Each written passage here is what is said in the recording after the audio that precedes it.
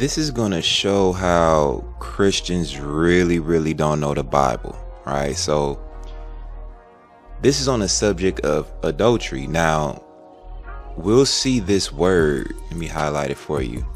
And what we'll immediately do is make it to what we commonly associate it as in modern day Western civilization. The problem with that is this has nothing to do with modern day Western civilization.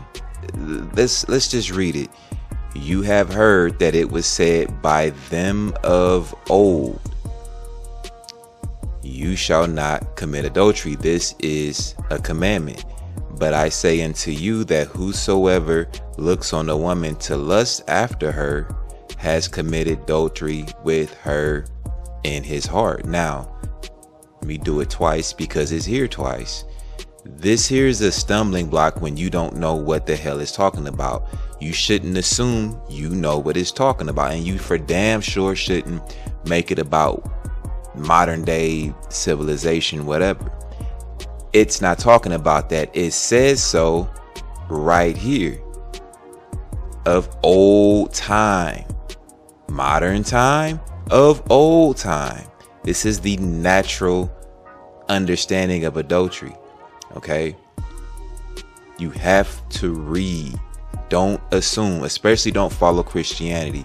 I've seen Israelite camps and Christians debate this, and Christians really come from a delusional, unfounded understanding of this, because they would think that if you look on a woman to lust after her, which is heterosexual, any woman, and natural, this is natural. They think that this is this because they're ignorant. If a single man looks at a single woman, that's adultery? Is that what you're saying?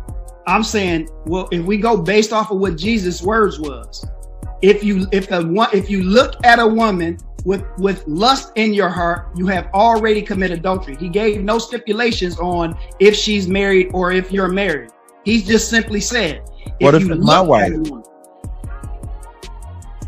You say what? Can I look at my wife? If you that you married to? Yeah. Of course. So can a single woman look at a single man? If you look at her to lust, if you lusting after her, yeah, that's adultery according to what Jesus said. How? I mean, I don't know what he was when he said it, but that's brother, what he said. I ain't never heard nobody say this. In my short time. Oh, but did not Jesus say that though? He said about the adultery, I agree. But the point is to avoid committing adultery. This is being fruitful and multiplying. You have to find someone attractive in this way to multiply. That doesn't make it adultery. This is how you know Christians don't know the Bible. So the fact that it says adultery twice, right here and right here, it signals that this is a married woman. Now, does it exactly say a married woman anywhere in here? No, you don't see married. You don't see woman. Well, you see woman here, but you don't see married. The fact that it's using the word adultery, by default, the context is marriage. So if I'm looking upon a married woman to lust after her, according to old time, it is thereby adultery. Let me show you this. All right, so right here, this is Deuteronomy 22:22. It says, if a man be found lying with a woman, here's that woman that we just saw in Matthew, right? Now we have the word married. This woman is married to a husband. This is what separates regular just fornication from adultery. As we continue, then they shall both of them die. Both the man that lay with the woman, this is again not any woman, this woman is married and has a husband, and the woman, so shall you put evil away from Israel. This woman is married to a husband. This is adultery. It's not talking about an unmarried woman, because how could it be adultery if she's not married? It's completely 100% natural to quote unquote lust after or desire the opposite.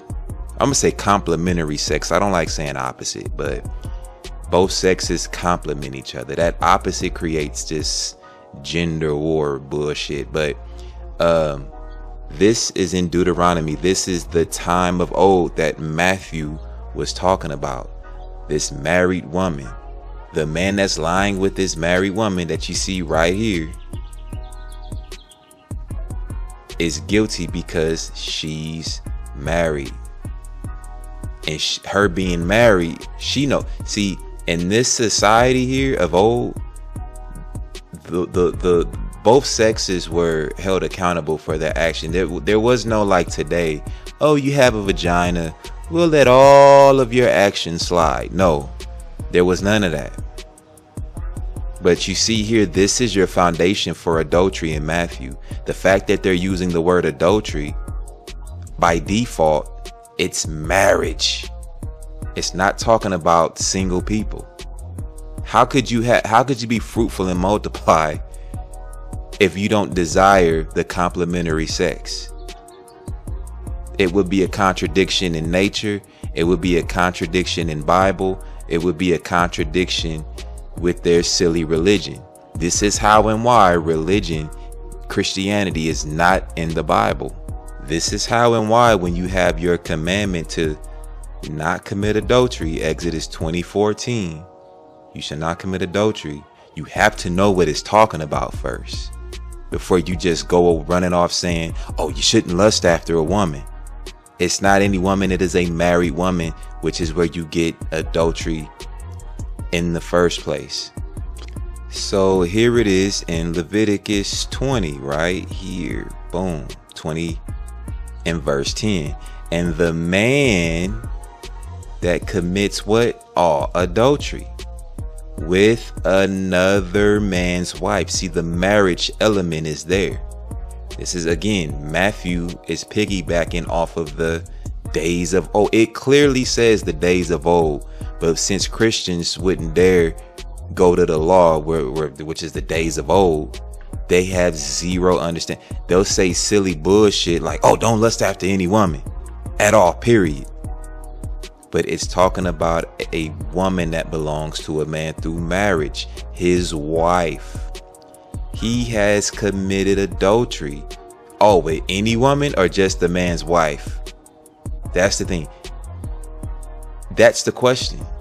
Any woman or just the man's wife? It clearly says it. This is the definition of adultery. The adulterer and the adulteress shall surely be put to death, as we just saw in Deuteronomy. It's crystal clear when you use precepts to get the proper understanding, instead of just being a Christian and just like, with the Christian understanding, nobody would ever exist. Populations would just dwindle because they don't know what the hell they talking about. Again, like, this is when I see camps debate Christians. Like, for one, if you're debating a Christian, you're automatically gonna win because Christians are idiots, as we've just shown right here. They mix all of these different things, little bit of Bible, little bit of emotion, a lot of what pastor says, and they just create these unreasonable, unnatural elementary school doctrines that just from doing this to define adultery first before just making up some silly dumb shit and believing it.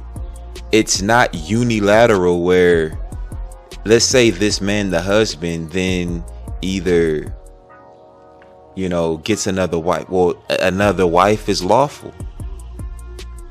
The fact that he's getting another wife, she's a wife. He's just not smashing chicks on the side. There's no honor in that. That would be whoredom. But, which is, again, whoredom generally it's not exclusive to adultery. both adultery and general whoredom fall under the same, whore umbrella. But the one thing that separates them both is marriage, the wife, covenant with a man. So as we go back to Matthew 5, this adultery that's used by default, even though you don't see married or anything like that, the word married period directly, you don't see it. The fact that you see adultery, you do see married, because it's talking about a woman married to a man. This is just common sense. But then again, Christians obviously don't have common sense, because in their minds the law is done away with. Matter of fact, since we here, where is it? Let's go up some.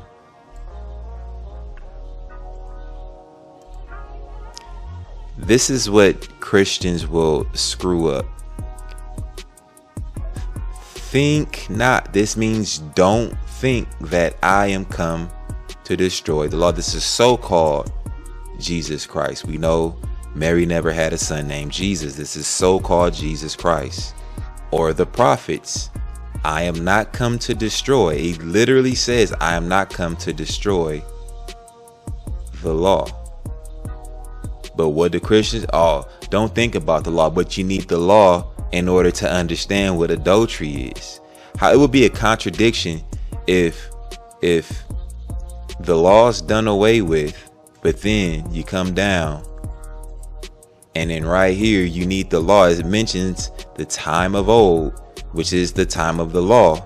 You need that to understand what adultery is. It would be a contradiction, because that's where we just went to learn about what it is in the first place. That's just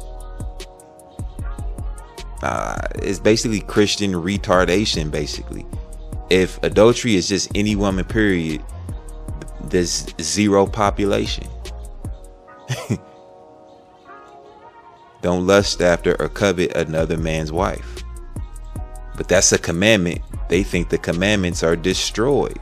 It's ridiculous, bruh. But I just wanted to make that quick in and out on adultery. I just saw that in this debate. Like it, I noticed some camps, I'm gonna say really all camps will debate Christians, but like somebody that really actually knows the book, they will never do that public debate stuff.